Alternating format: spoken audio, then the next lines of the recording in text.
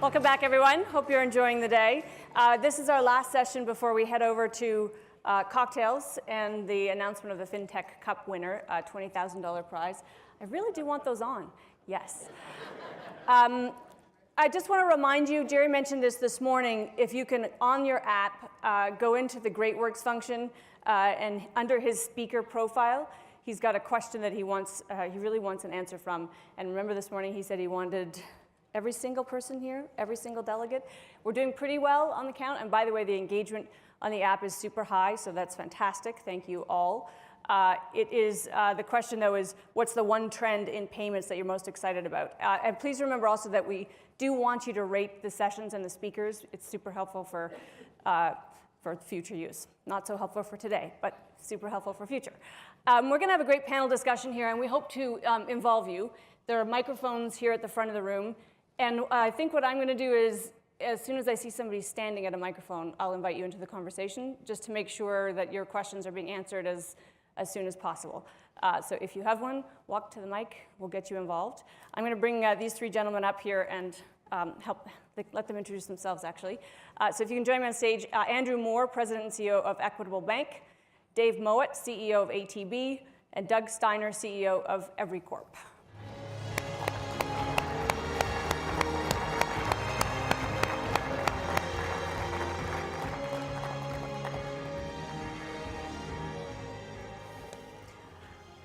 Okay, and so the reason I want you to introduce yourselves is bios are in the app. You can see who they are. You know from their titles that they know things. What I want to do is just have you kind of briefly explain your lens on this subject, why you're here and what you're interested in. And just because you're at the end, Andrew, I'm going to start with you. Okay, thanks, Amanda.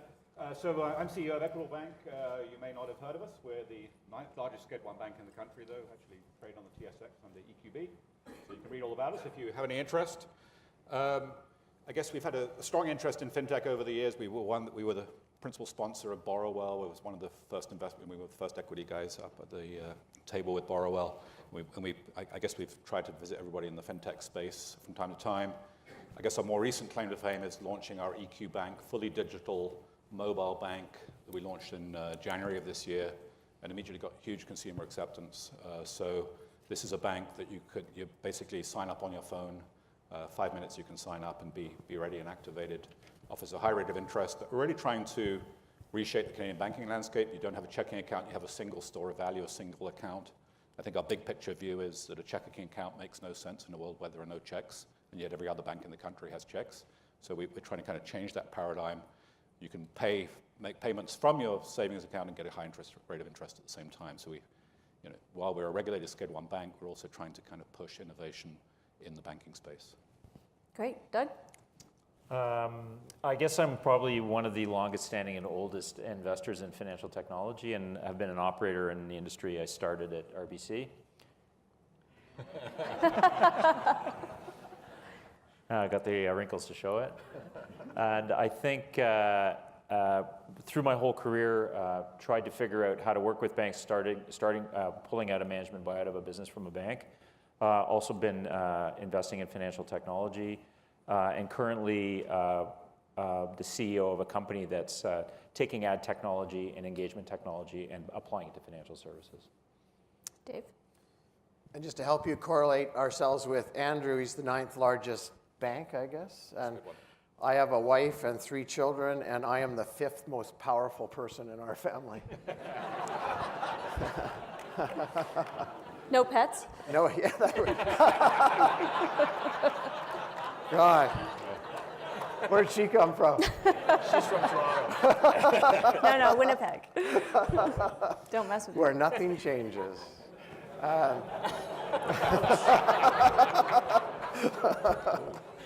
Funny because it's true. There we go.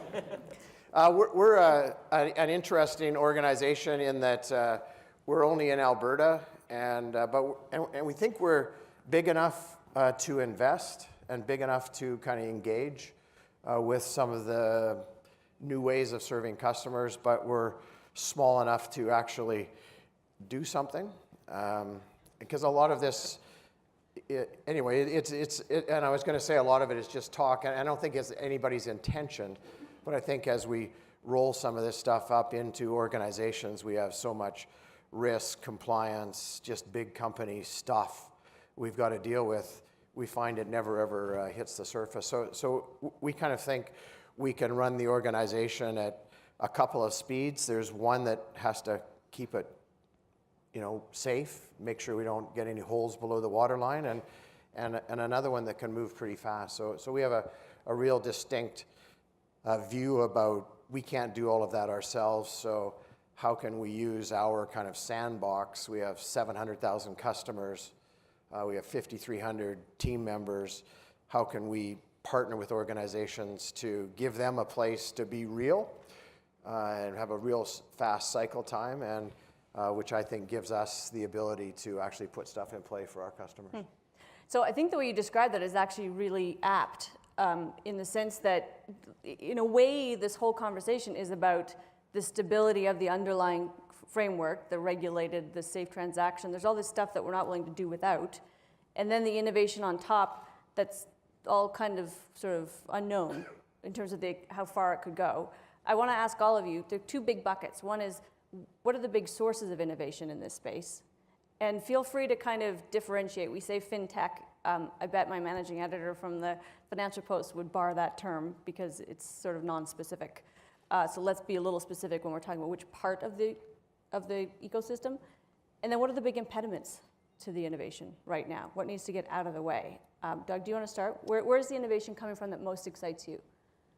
I don't think there's one specific area, because if you look at the whole stack in financial technology, at the very top it's customer engagement, at the very bottom it's plumbing, and this is a plumbing conference, and I'm very happy that people are talking about the whole world, all the way up from payments, all the way up to customer engagement.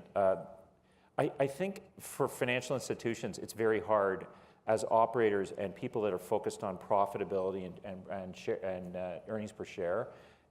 It's like Homer Simpson running a nuclear power plant effectively, because it's running, and then somebody coming in saying we got wind power. So when people like me approach CEOs of banks, they're very interested in, every bank will take a meeting with you. And I talk to financial technology companies all the time. They say, we just met with Royal Bank and they're really excited. And I say, they'll meet with everybody. And they always act really excited because they're smart people and they want to know what's going on. But actually going from smart, as Dave just said, going from smart and engaged to, okay, let's try something is a very, very difficult thing to do. And I think people like me look to smaller financial institutions. We're also talking to large ones. But the large ones, it's a long, long cycle, and people have to be very, very patient. Dave, thoughts? Yeah, I think one of the traps for us is, because it's a plumbing conference, is we can do stuff. And there's all kinds of shiny objects out there, but we can get all kind of foaming at the mouth about stuff we can actually make the plumbing do.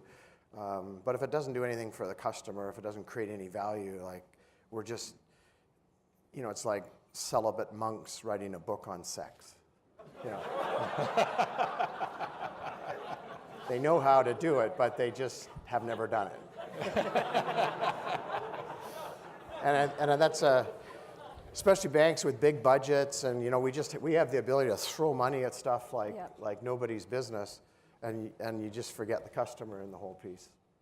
All right, so Andrew, then you're a Schedule I bank. There's a lot of kind of, apparently legacy is a bad word, so maybe I shouldn't use that, but there's a lot of plumbing is that offensive to payments folks? Is it? Yes, okay, so we'll stop saying plumbing. Because now we're pandering to payments. Yes, well, we don't want to, but we know what we're talking, the infrastructure that's in place that works fairly well. Right. And one of the big questions here, and it's kind of an existential question everywhere, I think, it's the one that's being tackled, is do you rip it out and start with something new? Do you tinker with what you've already got? Do you build on top of your existing systems? What's the best way to sort of match the infrastructure with the potential? Well, I think you've got to start with a real desire, and I'll start by being fairly controversial. I don't think there's a real desire amongst the 6 banks to be competitive in this space, frankly. So, it's very hard. For example, when my son went to Queen's University, they happened to have TD ATM machines there. So I want to send him $200 every couple of weeks. How do I send him $200 a couple of weeks when I don't bank with TD? I can't do it other than every 2 weeks logging on with Interact and sending the money. That's ridiculous, completely ridiculous. And that's about competitiveness, right? It's about everybody's trying to run a closed wall system. It's not about technology, frankly. That technology could have been developed years ago. So I think what's happening, though, is technology is enabling us to think about these things much more easily. Now we're comfortable putting our credit card details in Uber and ordering an Uber. Now we start to think, well, perhaps I should shop around for my savings account. Maybe the best savings solution is not my bank, or my best mortgage is not my bank. We're starting to disaggregate that value proposition. And the value proposition of Big Five primarily is go into the branch and we'll solve all of your financial solutions, which for some customers, that's absolutely what they want. Come and hold your hand. We'll sell you a mutual fund with a ridiculous fee, by the way. We'll sell you an index-linked GIC, which is a rip-off product, period. You know, there's a bunch of things going on in that branch, right? And yet it's being bundled as we are here to offer advice and hold your hand. So I think what we're going to see here is that technology is going to enable a whole bunch of people to come in and say, oh, by the way, when you're in the US, you don't have to pay an extra 2% on your credit card when you use it, for example. Why is it when I want to buy foreign exchange? The way I buy foreign exchange is I go into I move money from my bank account to my discount brokerage account.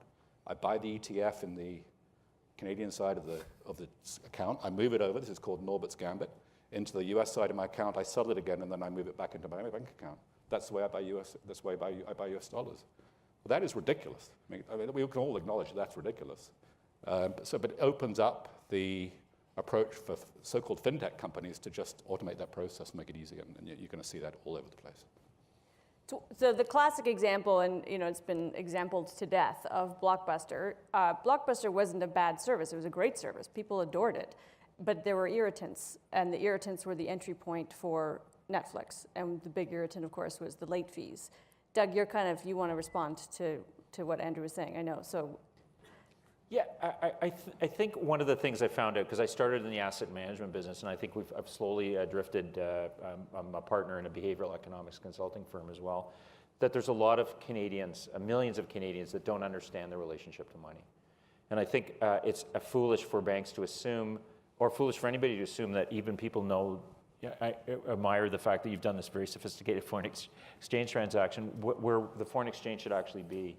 And I think one of the things that banks are going to have to come to grips with, because there is information out there, is how bad it has been for the customer experience and where all the hidden fees are in the marketplace.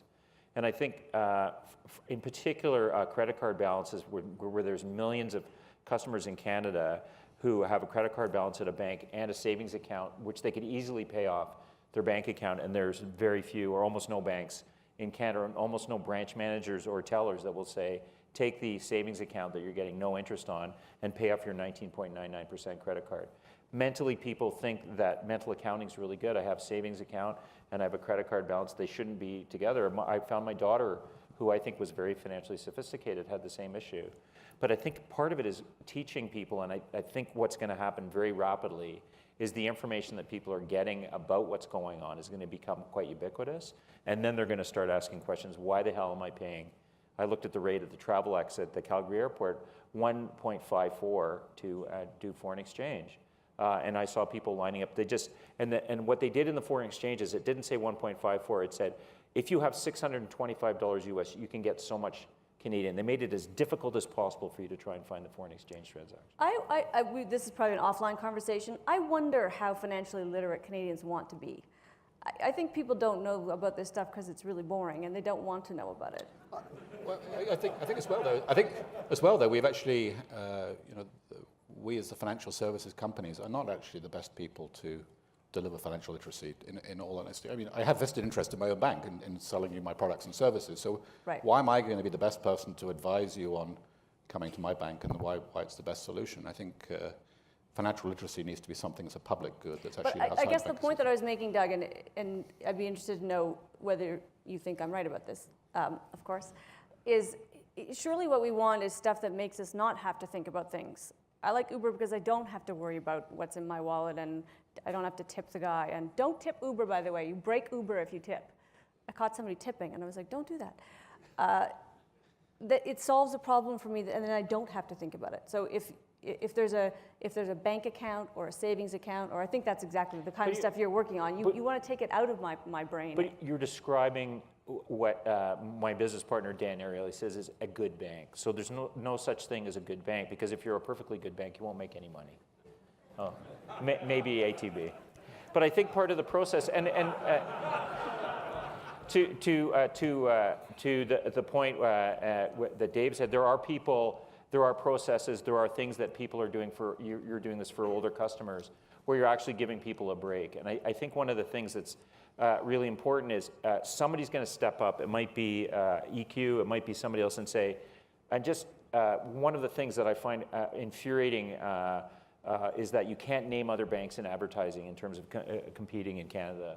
There's lots of things that are going on that are very, very difficult for a normal Canadian to do. For example, you can go and get a car and you can get a loan with the car. It's called a car lease. But you can't buy a car lease with insurance added. And for every asset that every financial decision's made to buy, there's a loan perhaps for that asset, and then there's a risk mitigation for that asset. And we've got this weird relationship, which is if I want to buy a house, I can't get my home insurance from the same person. So can I buy a house or can I pay a mortgage with home insurance in it? And these things just don't exist. And they don't exist because there's rules in place and there's vested interests. I've asked this question to many people. What do you think when you pay your home insurance? What do you think the commission is on it per year? Dave? 15%. It's 20%. So, you know, when we're picking on financial services, I'd like to pick on banks. I really like to pick on insurance companies because they don't even have to get the best price for you. Because they can have the qualitative thing of saying the claims experience is better with this insurance company. So most insurance agents just sell you the most expensive insurance. So one thing that is interesting, and you can respond to anything that's happened so far, Dave, because you've been cited. But what I find interesting is the way that the traditional FIs right now are using new technology and, you know, fintech is for themselves, right? There's a lot of great stuff being done on settlements and internally that rationalizes, that makes them much more efficient. So are we going to see margin compression as a result? Does the retail banking consumer get a break because you guys are saving money on your back end? Yeah, I mean, margins are going to come out of the business for all kinds of reasons. And some of it is, you know, as things get easier to figure out, you know, hidden fees, you know, like we're just introducing new regulations in Canada like your brokerage statement's going to come and you're actually going to find out that you paid $8,322 to your broker who you didn't even talk to that year. And so and whether that's good or bad, I'm not making a judgment on. It's just that all of a sudden, but I have no clue what I paid my broker last year. Next year, it'll actually come out as a number. He's not already telling you? Well, actually, we're way ahead of the curve. I'm trying to be magnanimous to the industry. Okay. Smart brokers are already sharing this information. That's right. They're sharing that information to get, because they don't want that sticker shock to come. But I think you just got to, you know, I'll tell you a little story. Is in my previous life, we took every customer who had $15,000 in their checking account, which we pay nothing for, and we phoned them all and say, you know, move it all to a high interest savings account. We can transfer every time you write a check. It'll cost you nothing, and just happens.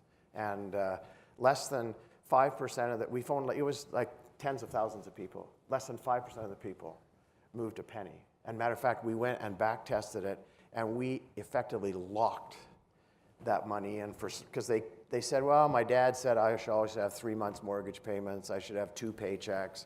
I just like it that way. So you can't leave people's behavior out of this. Like as bankers, we can get all rational and, you know, you can, you know, Manulife One tries to, I mean, it's a great account. Yep. Nobody buys it. Yep. You know, because I think your daughter wants to feel like she has a savings account. Right. And she doesn't care if she's got a $1,200 balance. It's such a small amount of money.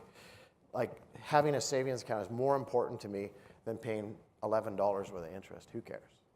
Like I'm not saying who cares rationally. I'm saying, and if we forget that in the behavior of people, we'll be doing a whole bunch of stuff for nothing here. Because, can I tell you one more story? Sure. I went in to buy a shirt, and I'm whining and moaning to the guy, and I said, you know, I can't iron this thing. Like the creases don't even come out. I can iron and iron and iron. And he says it's easy. All you do is you put it in the washing machine, and just before it's at the end of the spin, you take it out and you lay it out on wax paper when it's still damp, and you roll it all up, and you put it in the freezer, and you freeze it. And when you want to wear that shirt, you just take it out of the freezer. No, he was telling me how to iron Egyptian cotton, so it's super easy to iron. And you have 4 daughters and you're ironing your own shirts? my point is, did you just ask me that question? Yes. Put them to work. But my point is, that is a completely rational way to iron a shirt and make it super easy to do. But who's going to do that? Nobody. Yeah. But I think the important thing is, there's a lot of consumers that maybe it doesn't matter to them, but there's a lot of consumers that it might matter to them if they were educated. And I think that's where it's going to start to change. Discount brokerage actually has been something where the big banks have really been sponsoring the discount brokerages, and then you're seeing people move into that direction. But you're hardly seeing adverts on the street corner saying, by the way, ETFs are better for you. Come to our bank because we offer better ETFs. Because they don't, rationally, the margins are very thin there. But it matters to a lot of people, and a lot of money is moving out of mutual funds into ETFs despite that. And I think that, as people like Doug Carrick writing in the Globe, educating the general populace, that is important. And over 20 years, the compounding impact of 2% MER compared to 8 basis points is important. And people get the message, I think. To the people who it's important to, I think they already do it. They're the people who do move money. They take a paycheck, they move it over. I think, Equitable is standing out, saying our brand is around, making this important. We believe it is important. Why isn't it important? It should be important to people. Absolutely should be important to people. So why isn't Tangerine 500 billion? Well, one of the reasons is because they've screwed up their brand. No, I'm serious. Okay, so what rate are you getting at Tangerine? There are 4 different rates. That I know have been offered, but So the way you get a great rate of Tangerine is you threaten to move your money, and then you call them up and swamp their call center and say, I'm going to move my money unless you offer me the highest rate. Why does that make any sense? And I think to somebody's point earlier, when you sign up with Uber, you have to know, whether Amanda catches Uber or I catch Uber. If I take the same route, I pay the same as Amanda, which arguably I should pay more, I agree. But because you're heavier. Well, heavier and not as attractive, and the Uber driver can say, "Well, I carried Amanda Lang," and that would carry some currency with his friends. Right? So, but I, as it happens, I know that the system works, is saying that I get the same rate. Well, if I'm, I'd really like to go is walk into the bank and know that I haven't had to haggle. It's not like when I buy a car where I never trust whether I'm paying the same rate. I want to know that if I trust this, if I go in and put my money with that institution, I'm going to be treated the same as every other customer that is taking the services in the same way. And that, frankly, is not what happens right now. So I actually want to key off this notion of trust because that's kind of central to our relationship with the importance of the system and how it functions. We were talking earlier about Google and Apple. There's a generation coming that trusts Apple and Google more than almost anything else.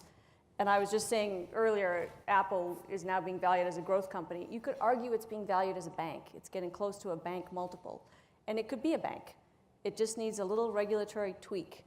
And to say that all that's standing between a business model and its death is a regulator is always a bad thing. Yeah, I see it very. There's no question in there, I know. No, I mean, I still remember, I worked at CIBC many years ago, and Al Flood at the time was worried about Microsoft taking over the business and would talk about that to employees. And, it didn't seem completely unreasonable sort of fear.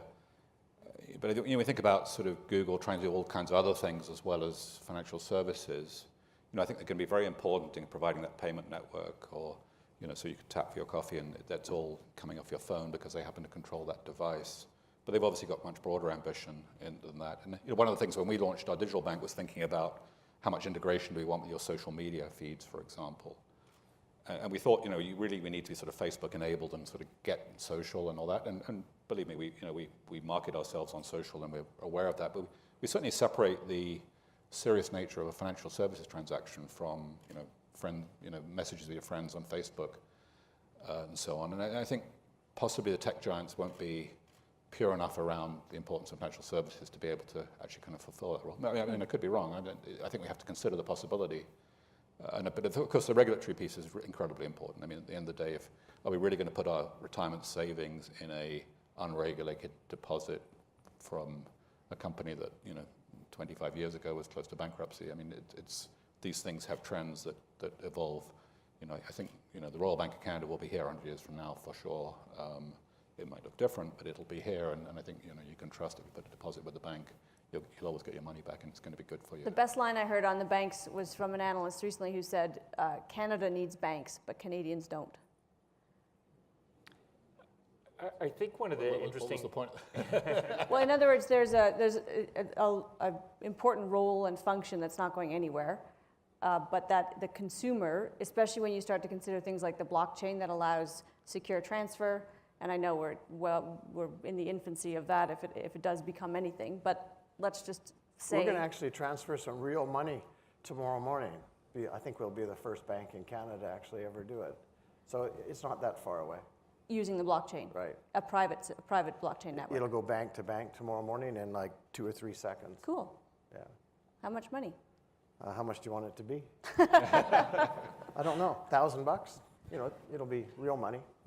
And you're testing that as a secure transfer system that you can then use. Right. Is that something you would offer to consumer banking clients? Yeah. I mean, that would be the reason to try and do it. Like what we're talking, because I think there's an element of trust for sure. Like it's huge. Like, we were talking about this the other day. I don't know if it's trust or it's rooted in laziness, but I think it's actually rooted in I don't want to think about this. Yep.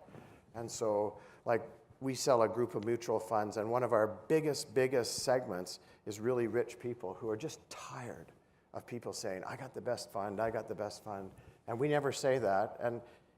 But I think we treat them really well, and we have a good fee structure and stuff. And I think they just park it, and then that's just one thing they don't have to worry about or think about anymore. So I think there's an element here that what you want to be as a bank, whether whoever you are, or not even a bank, could be Starbucks. I think you have to create that trust so people believe that if I prepay my Starbucks card, I'm not going to lose that money. And then I just trust you. I never checked. Have you ever checked your Starbucks balance to see if all the coffees came out or they were all your coffee? We don't. Right. But for a Doug does. But do you? No. I can tell. That's like saying, should you check the money that comes out of a machine? So if you withdraw $200 out of an ATM, I always do you count count it. the money? Don't you? My response is, coming out? if there's too much, I don't want to know. And if there's too little, they won't believe me. So don't check your money. So What? That's like overly rational.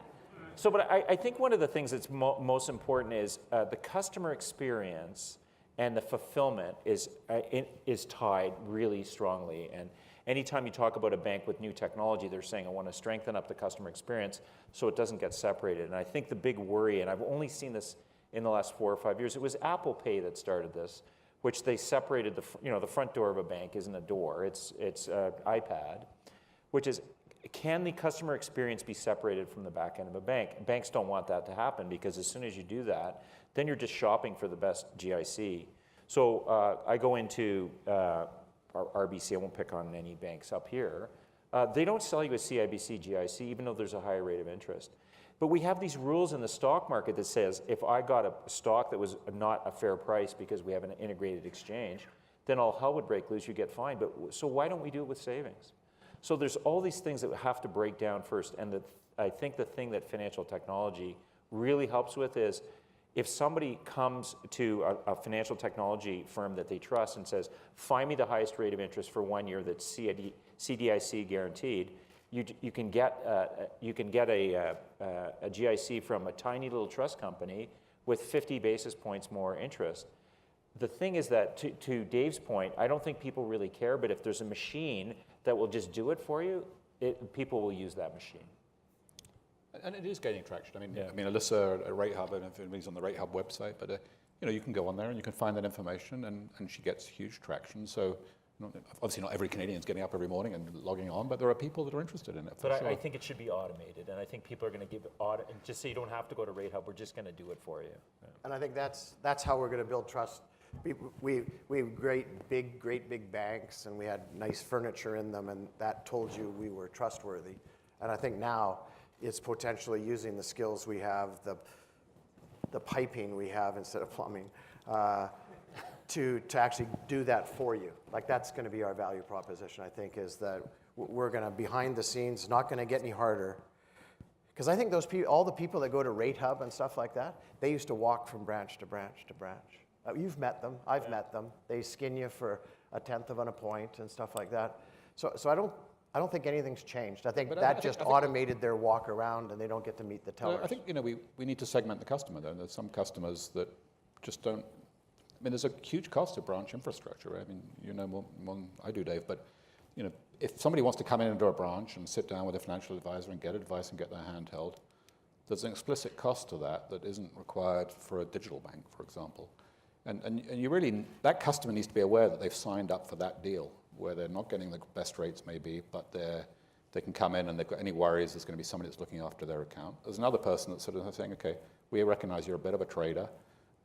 You know, you can call our call center, maybe we'll help you technically, but other than that, you're kind of on your own looking after your own affairs. And I think people want to sort of start to say, what is my relationship with the bank? And I think people in this, you know, as the world's changing and people are becoming more independent, they actually want to be able to define their relationship with their financial institution. And what you see with larger banks, where you've got everything from sort of private wealth to each e-accounts, you've got the same brands operating a whole bunch of different value propositions. And I think that's going to be a very challenging environment to operate in, frankly. You actually need to start to segment that much more clearly. Okay, I'm an e-account person. I never get to walk into a bank branch and waste somebody's time behind the teller. You know, somebody else may say, I need to be able to walk in and get that advice. And I think that's how it's going to evolve. But I think you're just talking about a self-actualizing or a self-actualized customer. I think there's millions of consumers in Canada that have no idea why CIBC is better than TD, what an interest rate is, whether 4% is a great rate or 9% is a great rate. Millions of these customers, and I see it in the debt collection business that I'm involved in, where we had to explain to a whole segment of customers the difference between a credit and a credit limit. So we had customers taking credit cards out, thinking they were getting $1,500 credit, and then we'd have to explain to them that they owed the money back to the company we were working for, and it was a credit limit. At the beginning, we thought that it was just fraudulent customers. There were so many of them that we've altered the way we interact with customers to say, you know, we're lending you this money, we'd like some of it back. And I think, no, listen, I'm talking to an audience where people understand that, but there's this whole relationship of debt, and you know, if I'm the rich uncle and somebody asks me for debt, they say they're going to pay me back, but I know it's a donation, and they know they're never going to pay me back. And then you end up with a legal relationship with a credit card where all of a sudden there's consequences. I don't think people even understand that. And I think that the wealthiest client for a bank are the stupidest clients, the people that don't understand the business and who take $44 out, which is the average withdrawal from an ATM in Canada, and pay $3 for not walking across the road. And a 12% charge for withdrawing money is too high. And I think some of the things that people are thinking about on the technology side is how do we change that all over the place? Well, I think it does change. I mean, partly you have to have people out there who've got an incentive to make it change. So I mean, if you look at the mortgage space, which is sort of where I cut my teeth in the year 2000, I think mortgage brokers had about 9% market share. There was relatively rate insensitive. You typically went to your own branch and got the mortgage. Today, 34% of mortgages or something come through brokers. More than 40% of new homes being purchased, first-time home buyers are going through dealing with mortgage brokers. And mortgage brokers have done there's all kinds of issues with mortgage brokers, but they've done a pretty good job in educating the public that rate on a mortgage matters. And people are prepared to shop on it, partly because it's a large value transaction. So the value of saving 10 basis points on your mortgage over a 5-year, adds up to a lot of money. And maybe for a savings account with $2,000 in it, people don't care because the value isn't there for the amount of time you've got to invest to get it. But, and I think we got to work on both. I think you're right. The big mortgage piece, 1/10 of a point makes a difference and stuff like that. But and you should be explaining this because this is one of the things you're trying to do is like you've been talking about rational banker stuff, and I think it's not. It's part of it. It's part of it. But like I think you could do more for somebody. And this is Doug's idea, not really mine, but I always wanted to do it. Is if you're trying to save money or you're putting $100 away, you'll end up with $1,200 at the end of the month. And who cares what the interest rate was? Because it's not going to be any more than $1,208. So it's $1,200. But what happens is all your friends in the bar about November say, let's go to Mexico, and it costs $1,150. And you spend the $1,200 bucks. So we could use our plumbing, piping, whatever you want to call it, to put something in that says you can't take that money out. Like, I'm going to use your great technology to give me self-control. I must admit, I completely disagree with that perspective. Frankly, just to be clear. But I mean, as banks, we're inclined to say, look, if you just have one less latte a day and left the money in your savings account, you're going to have a bunch of money at the end of the day. The value we offer as banks, frankly, is to look after it safely and give a decent return on it in your savings account. There's a behavioral issue that you're going to save the money anyway if you don't go buy another coffee. That's a different kind of behavioral self-control issue, how you want a pattern of spending. I don't think as banks necessarily changing whether we're a frugal society or a society that wastes money on frippery, whatever you think about it, is really our bankers' role. But I think our role, though, is really to sort of say, okay, when we're given it. No, I have to agree with all respect. I mean, it's true, people make really bad choices, and it would be wonderful if we didn't, and behavioral economics is going to help us a lot, and there's a role for that in all the nudging stuff. But if my bank gave me a better return on my savings account, I would probably leave more money. You won't. Well, why don't you try it? Here's the example. No problem. So we have this thing in Canada called an RRSP, and we will pay you 15% bonus on top of everything. There's no interest rate that's going to cover that ever. Right. And something, I can't remember the number, but it's a huge percentage of that goes unused in Canada. Yes. So we're walking away from money. So rationally, that is the stupidest decision ever. Although for many people, they're not going to Mexico on the money. They don't earn enough to save a meaningful amount. Well, it could be the muffler fell off their car. It could be all kinds of stuff. Yeah. As Canadians, we don't save. And I think you can help change the world. You can help people, give them a tool to do it themselves. And actually, I think your personal financial management tool is great in terms of helping that. It's part of the solution. I mean, clearly we can be helpful in sort of saying, think about saving. I mean, I think as a But you role can't keep me from spending my money.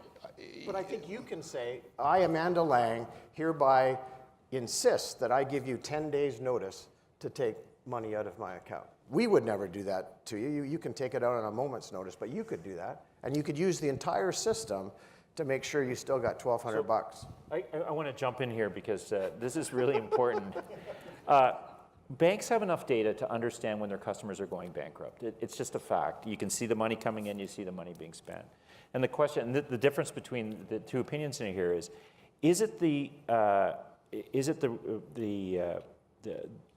good for a bank, or should a bank be able to go to a customer and say, we see your spending habits, we think you're going to go bankrupt, you should limit your spending. And I think that's the difference between, you just say we're a bank, somebody else will figure out whether they're good or bad. But I think we're at a point now where banks have to basically act as a bit of an overlord or nannies if clients want them to say, help me out, I want to save money for my retirement. What can I do? Why is that the bank's role? To Andrew's point, the bank has a very clear role. Why isn't it a piece of technology that a fintech company creates that sits on my phone that then acts as that kind of nudging? The bank has a very clearly defined, right? But I mean, I think as a public good, we should actually be thinking about in high school, make sure that you're negotiating with your bank. I mean, don't just walk into the bank branch and take the deal that your parents' bank give you. I mean, we're not delivering that message at all. In fact, we're delivering completely a different message. Come in, sit down with us. You're obviously leading your life not as well as you might, but our advisor will tell you how to lead your life better, and we're going to give you a great deal. That's not actually what happens. No, I think what we'll do is give you all access to all of our tools to do that yourself, and you can tell us. Yeah, and it could be an app. It doesn't have to be us at all. That's not what happens. It's just clearly not what's happened. Well, because we don't offer it. What we do is we flog them a high MER mutual fund. That's what we do. It's criminal what's going on. I think every I want to be clear. No, absolutely clear, right? That's not what happens. Why are people buying these high MER mutual funds? It makes no sense. Change. We're talking about utilizing this stuff to do something differently, not to do what we did in the past. We can do this, and we can change stuff. We're deliberately mis-selling them. We're deliberately mis-selling them. Okay. Clearly. So let's just I want to make sure that there are no questions out here. I mean, we're having fun up here, but okay. We're almost out of time. We're talking about modernization of the payment system. Question? We can't see anything. The lights are Yeah, come on up to the microphone. Okay, I have a question. So the topic is working with financial technology disruptors, and we've been hearing a lot about what is the role of a bank and how is a bank going to defend its business model, et cetera. And Amanda said something that which was quite interesting, which was, a bank shouldn't control me from spending my money. It should. Absolutely not. But by putting in the context of this discussion, and there was another good idea, which was some other fintech provider should develop that overlay and help you decide if you want to use that particular product and if you want to control your spending or become a better Canadian and a better saver that way. But the question is here, why hasn't that fintech company built that product and integrate it with Canadian banks? Doug hasn't finished yet. Right. And he's going to do it. Earlier in the discussion, it was said, quite frankly, the big banks have no appetite for that. So the question, to actually get to the question, is has there been thoughts amongst the panel or your constituent banks about reframing the question about working with financial technology disruptors to enable revenue opportunities? Because instead of talking about margin contraction through, who's got the better ETF, should people be shopping around, I believe Canadians and anybody will pay for convenience and additional services. So my personal view is that the banks should not be our nannies, and that there should be a more open platform environment of banks to enable these niche financial products, whether they're a specialized product that helps you, pre-configure $200 to go to your son every month. Right. Not everybody in this audience is going to want that service, but some little fintech company would build that if they knew there was 500 people in Canada to use it. So that's my question. You ask questions the way I do. Thank you. So. Yeah, I'll have a go. I think, first of all, it's a very perceptive question. And, I think it's a question of us all defining what we want to be. I've sort of tried to make some more provocative comments than perhaps I intended.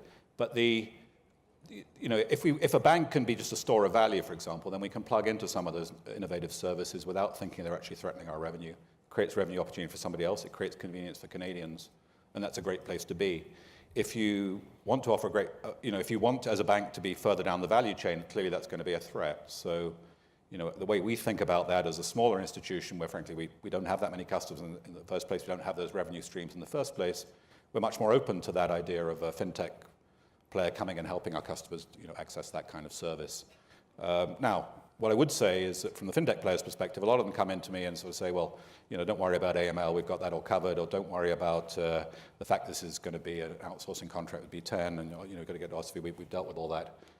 And usually they have not. So if people are in the fintech space that are sort of saying that banks are resistant to this change, we are to some degree because we have, OSFI is very important to us, and keeping in line with the regulators is very important. So, if you've actually got a great product, figure out, and you want to sell it to banks who are going to partner with you, then really think about what it takes to deal with the fact that, I'm going to ask the question, what happens if you go bust? Does it put my institution at risk, and so on and so forth? They're really important. I'll just add to the comment. There's no point in going to a bank and saying you've got a niche product and 500 customers are going to use it. They have no interest in talking to you. I've introduced concepts in innovation technology where a big bank, one of the big 6 banks would make maybe $30 or $40 million a year, and you'd think that would be enough to move the needle. And the response you get from management is, if there's nothing in it for me, it's not going to move the needle for the shareholders, forget about it.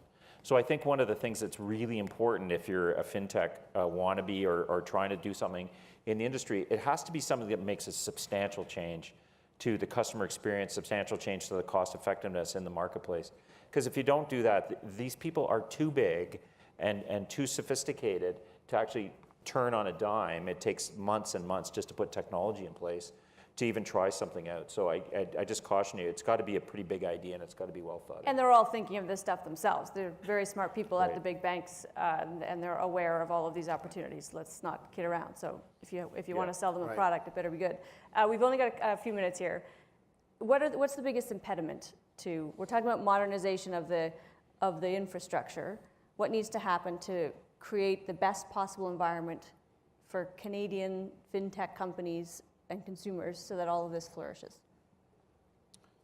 Well, I think certainly one of the very important actors in this thing is the regulator and the various authorities in Ottawa and how they're thinking about Ottawa provincially, depending on who's regulating. So thinking about creating an environment where banks can actually partner with fintech companies. It's actually very difficult for us to use the cloud even today. So really being thoughtful about that. And I think we need to be very careful to think about, I think as much as we rail against, or some of us rail against incumbent banks, are we handing the keys from, say, the big 5 banks to a big tech company in terms of kind of competitiveness in financial services? So the way the sort of competition watchdogs think about this in Ottawa is going to be extremely important as well in terms of enabling this. Yeah, I kind of echo that. I had a conversation with Navdeep Bains, who's our Minister of Innovation, and he was saying the fintech industry and the financial industry should get together and work. And I threw it back in his face. I said, there's countries that have financial technology innovation at the government level for bill payment, and countries like Peru where you can't actually pay a bill unless you go through a payment system. We've talked about it at Payments Canada. There's a lot the governments can do to foster this, but also make sure that when a financial institution, if you're a fintech company, and you come to them with a good idea, you've got to really, really push them hard to see if they're actually going to act, and just don't want to have a glad-handy meeting with you and say you're doing great and pat you on the head and then never talk to you again. Dave? Yeah, I think it's been said. We're all working on this stuff. And So you all agree that the regulator plays one of the most important roles? I think that's a bit of a cop-out, because It's not a Sorry, I didn't say it's the most important role. I mean, One it's an One important of. role. I Okay. think, frankly, there's actually a lot of momentum with consumers already embracing Uber Yeah. and so on. So the consumers are already there. They want it. They're willing to try things if we offer them. Yeah. I think the banks, we're all trying. I mean, whether it's innovation hubs in Waterloo, the things we're doing. I think that all the banks are trying to do new things. So I think that sort of thing, it takes more time than we all would hope, frankly. That's a real issue. And rightfully or wrongfully, I think the regulator is going to be more comfortable if the Royal Bank is trying out something edgy than if XYZ company we've never heard of. We're doing a small business crowd lending platform right now, and I would say the regulators gave us a bit of a free ride. Not a free ride, but they're willing to see, as long as we don't blow our brains out and stuff like that. But my guess is if just anybody had come in and said they want to do that, they probably would have said no. So I think we can lead on that one, and we're going to have to frame some of this stuff to show the regulators why it's okay and why it's safer than some of the other stuff. That's a great example of how something like ATB can show leadership in a market and have credibility. I think, frankly, one of the things we can do is give credibility to some of these innovative ideas. I mean, one of the challenges of the Bank Act was never written with a view that blockchain was going to be around, for example. Right. We don't even know where it's going, but it certainly doesn't conceive of it. All right, well, we are unfortunately out of time. Let's stay all night, all right. Amanda. You guys can go. I just want you all to join me in thanking these obviously 3 people who know a lot about what they're talking about. I wish they were a little more frank with their opinions, but seemed okay. So just a round of applause for our panelists, please. Thank you. Good work, you guys. Good work. Thanks. That was fun. Thank you. And just a reminder to all of you, we're crossing the street back to the exhibit hall. We have the FinCup winners announced shortly, so make your way there, grab a glass of wine or whatever you like, and we'll get to that. Thanks. That's great. Thanks. That was cool. Thanks, Doug. That was You did a great job.